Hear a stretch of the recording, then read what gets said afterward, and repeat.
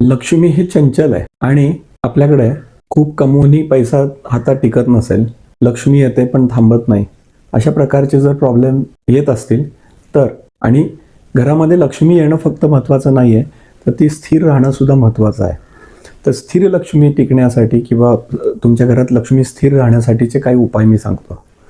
जर तुम्हाला कर्ज झालं असेल खूप सारा व्यवसायात, तर दर शुक्रवारी गाईच्या दुधाने लक्ष्मी मातेचा अभिषेक करा आणि 16 वेळेस श्रीसूक्ताचं पठण करा.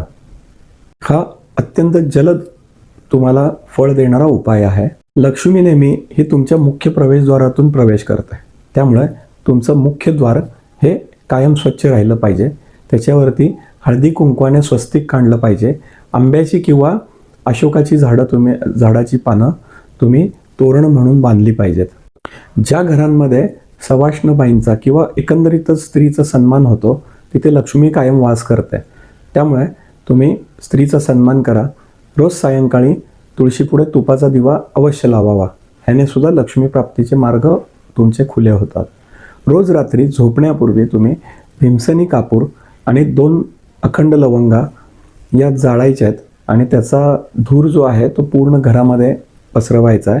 त्यामुळे लक्ष्मीला काही ब्लॉकेज निर्माण झालेले असतील तर ते ब्लॉकेजसुद्धा तुमचे ओपन होतील आणि तुम्हाला लक्ष्मीप्राप्तीचे सर्व मार्ग खुले होतील. धन्यवाद. श्री स्वामी समर्थ.